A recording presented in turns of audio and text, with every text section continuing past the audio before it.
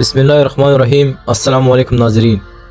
क्या आपने कभी सोचा है कि एक शख्स को 150 मुकदमात, बार बार गिरफ्तारी, मीडिया ब्लैक आउट और अदालती फैसलों की आड़ में अवाम से दूर रखने की कोशिश की जा सकती है?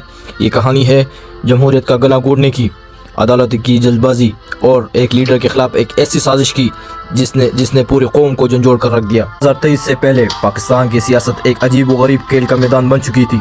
इमरान खान जो अवाम की दिलों की धड़कन और पाकिस्तान की मकबूल तरीन लीडर के तौर पर सामने आए थे, उनको इलेक्शन से पहले एक बेरहम अदालती साजिश का सामना था।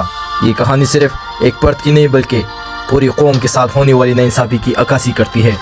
इमरान खान को इलेक्शन से पहले अदालती हुक्म पर एक के बाद एक मुकदमे का सामना करना पड़ा।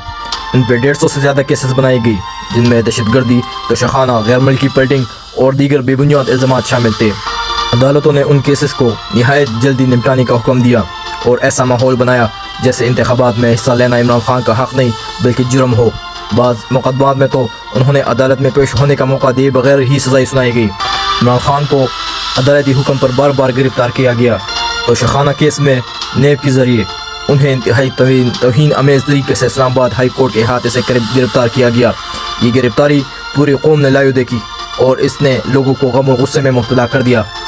एक केस में ज़मानत मिलने के बावजूद जैसे ही वो जेल से बाहर आते फ़ौरन किसी और नए केस में गिरफ्तार कर लिया जाता। ये एक बेरहमाना खेल था जो सिर्फ उनकी इंतखाबात में हिस्सा लेने के हक़ को ख़त्म करने के लिए खेला जा रहा था। इमरान खान को एक ही दिन में 5 मुकदमात में मुख्तलिफ शहरों में तलब किया जाता और उन्हें जेल से अदालत लाते वक्त गैर ज़रूरी सख्ती बरती जाती। कई जजों ने कमज़ोर या गैर मौजूद शवाहिद के बावजूद उन्हें सज़ाएं सुनाई। एक ही केस में तो जज साहब फैसले के दौरान ही कह दिया कि ये हुक्म ऊपर से आया है। मामूली नौयत के केस में भी इमरान खान की ज़मानत या तो मुस्तरद कर दी गई या बार बार मुलतवी की गई ताकि उन्हें ज़्यादा से ज़्यादा जेल में वक्त गुजारना पड़ा। अदालती अहकामात के तहत इमरान खान का नाम और चेहरा मीडिया से गायब कर दिया गया। अखबारात, चैनल्स और हत्ता कि सोशल मीडिया पर भी उनकी बयानात को नशर करने पर पाबंदी आयद कर दी गई। अवाम की दिलों में उनकी मकबूलियत ख़त्म करने के लिए अदालतों ने इस्टेब्लिशमेंट के साथ मिलकर एक मुनज़्ज़म मुहिम चलाई, लेकिन ये अदालती नाइंसाफ़ियाँ इमरान खान के लिए अवाम की मोहब्बत को कम ना कर सकी। हर बार जब उन्हें अदालत में पेश किया जाता और अदालत के बाहर अवाम की जमे गफीर उनके साथ इज़हार जहदी के लिए मौजूद होता। लोग नारे लगाते, जुल्म के अंधेरे चटेगी, खान फिर आएगा। सोशल मीडिया पर इमरान खान के हामियों ने अदालती फैसलों को बेनकाब करने की मुहिम चलाई। अवामी शऊर ने यह साबित किया कि अदालतों और इस्टेब्लिशमेंट के ये हरबे कभी कामयाब नहीं होंगे। इमरान खान को लोगों की दिलों से निकालना नामुमकिन नहीं। ये सोच जिसका था वो मायूस हो गई।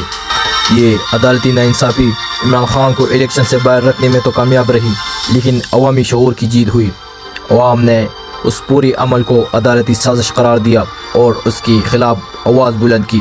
इमरान खान की जदोजहद ने यह साबित किया कि ये अदलिया और इस्टेब्लिशमेंट के गैर मुनसिफाना हथकंडे अवाम की शऊर और इनकी हक़ राय दही को शिकस्त नहीं दे सकती। ये जंग सिर्फ एक लीडर की नहीं बल्कि पूरी कौम के साथ नाइंसाफ़ी और ये हुकूक़ की जंग है जो जारी रहेगी जब तक अदलिया और सियासत आज़ाद नहीं रही जाती।